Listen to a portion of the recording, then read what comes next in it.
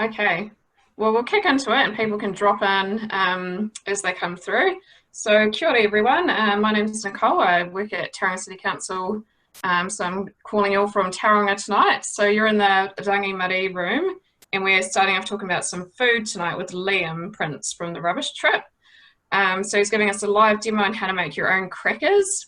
So just a bit about Liam before he takes over. So Liam has lived without rubbish bin for 5 years alongside his partner Hannah, and together they created the Rubbish Trip to share their experience and knowledge of zero waste living throughout New Zealand. And Liam is the co-founder and event spokesperson for the Takeaway Throwaways campaign, deputy chair of the Aotearoa Plastic Pollution Alliance, and last but not least, a professional jazz drummer and composer. So thank you so much for being with us tonight, Liam, and I'll hand it over to you to start showing us how to make some crackers.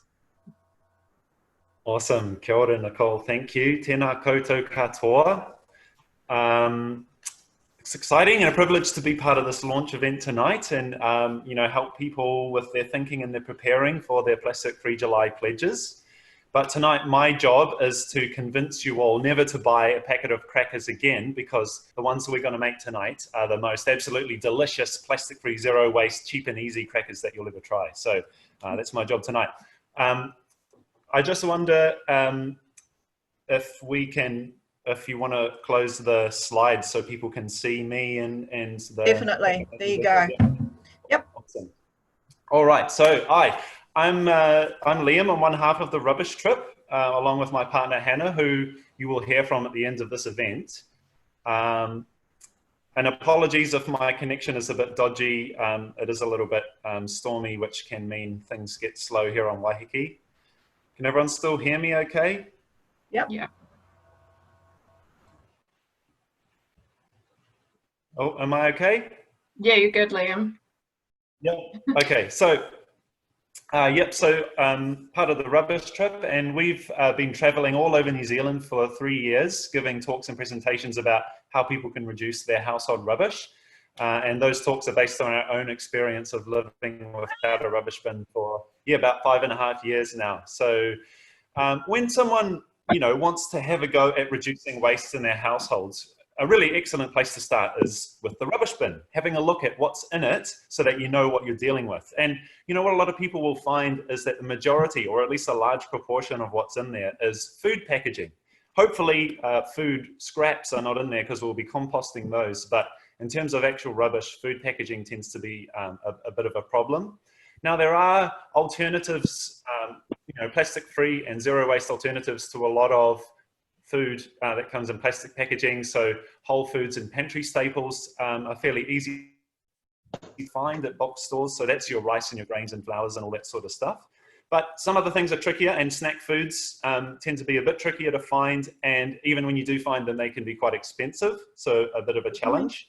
The other thing that we found when trying to reduce waste, and we would go to dinner parties and potlucks and stuff like that, is we would walk into an ocean of plastic packets of rice crackers and packets of chips and bottles of hummus.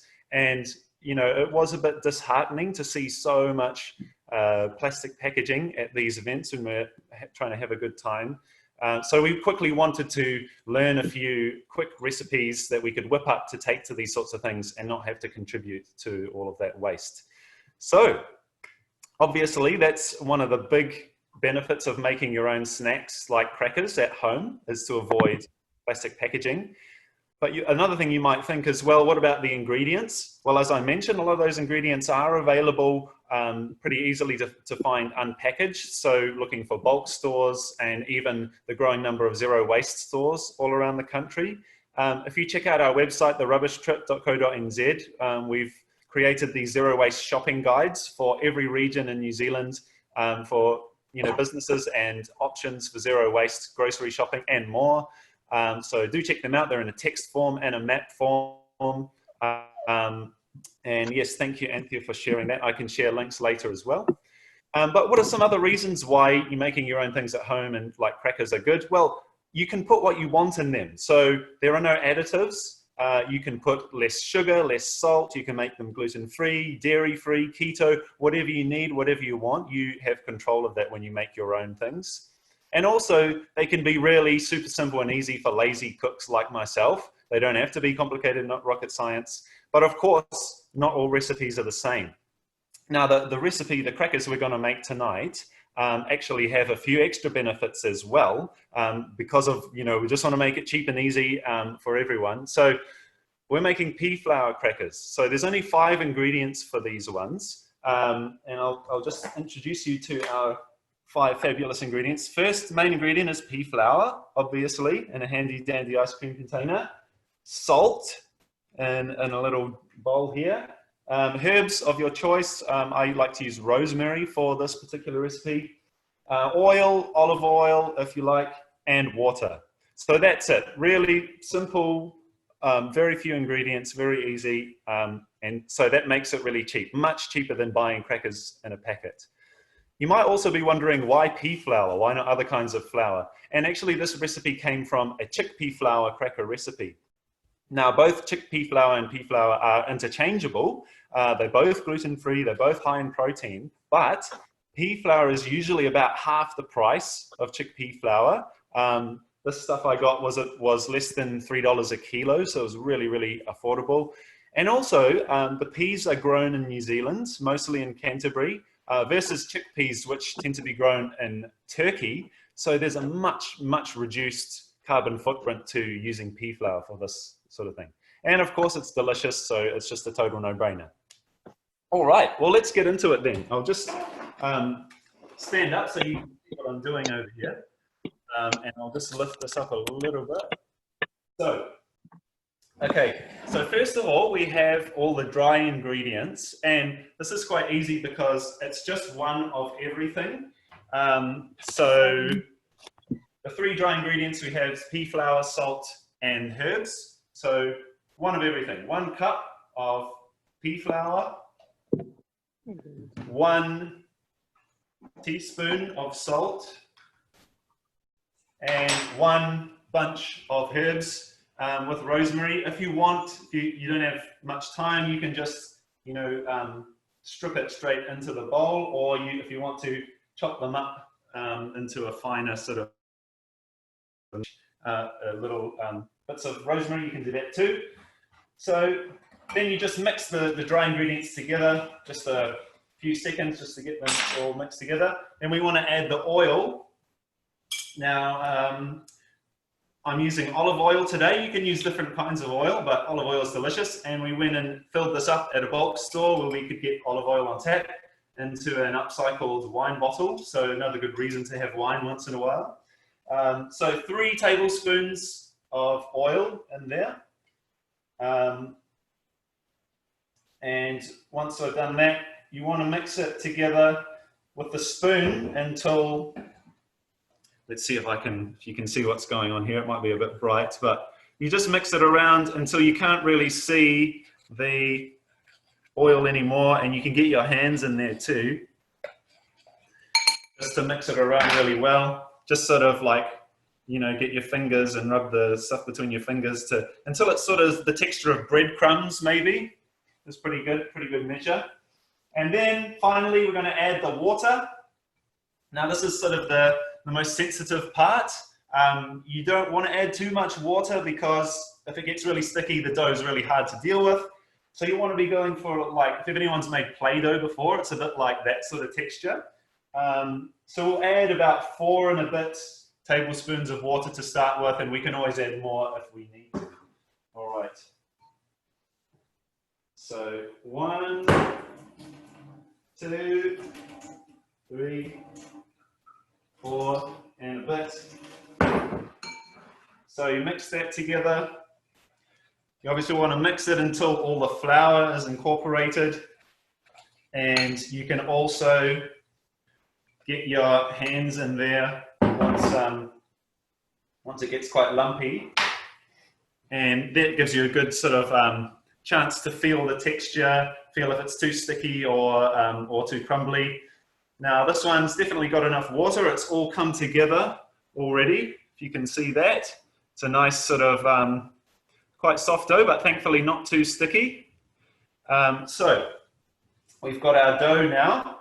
At this point, you can turn the oven on, or you can turn the oven on earlier, but I tend to find that the oven heats up to 180, which is what you put it to, in the time that it takes to roll these out. So yeah, chuck your oven on to 180, and we're going to roll these out next.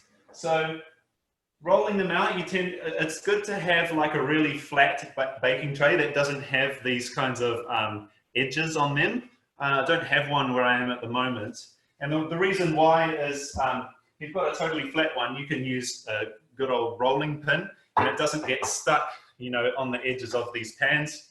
But if you only have one of these types, you get a small rolling pin if you've got one of those, or even your old wine bottle can do the trick too. It can get around those lips around the edge. So now, at this point with other recipes, you might use baking paper for certain things to stop things from sticking. And you know, we might think, this is plastic-free July, baking paper is okay, right? Well, sadly, a lot of baking paper is not compostable or recyclable because it actually has a layer of wax, which a lot of times is made of paraffin, and paraffin is actually a derivative of fossil fuels. So it's actually very sort of connected to the plastics industry too. And that means it can only go to landfill where, you know, it breaks down in an anaerobic environment, releases methane, it leaches out whatever chemicals are in there. So it's a bit of a problem. So we tend not to use baking paper wherever possible. If you absolutely must use baking paper, see if you can find yourself some certified home compostable brands. There's a couple out there. Even better, see if you can find like a reusable silicone baking sheet or something like that. Or even better, not using any at all. And that's what we're going to do today, because just with a bit of dusting with the flour, it really does the trick. So you can use whatever flour for dusting this that you like. I'm just going to use the pea flour again because it's here, but you can use whatever flour you have handy. Just sort of sprinkle a bit onto the pan and then squash down the dough and cover both sides with a bit of that flour, and then start rolling. Now you want to try and get a nice sort of rectangular bit of dough. Now this is a little bit sticky, so I'm going to make sure I have plenty of flour.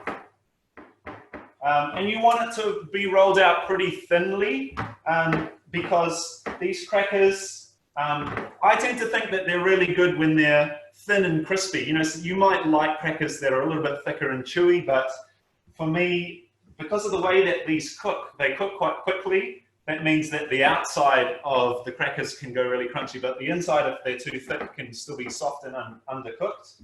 So I tend to go for as thin as possible, and that makes a really delicious, crispy pea flour cracker. Now I'll just be a bit rougher than I normally am.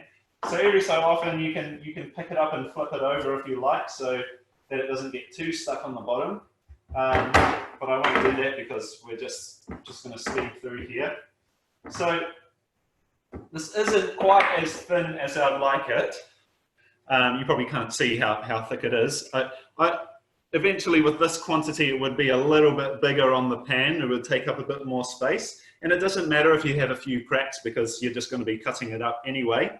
And now at this point you can make whatever shapes you like. You can make, if you've got little cookie cutters or whatever, but I'm just going to score it into rectangles. So you've got nice little rectangular shaped crackers. And when you're scoring this, you're not actually cutting the pan itself, scratching it. You're just cutting very gently a line down, you're doing like a grid shape. So you do a bunch of lines down one direction and then turn it around, do it the other way. And so you have these beautiful little rectangular crackers before they go in the oven. When they come out of the oven, they just all break apart. So I don't know if you can see that, but that's our crackers pretty much ready to go into the oven. So I'll pop them in.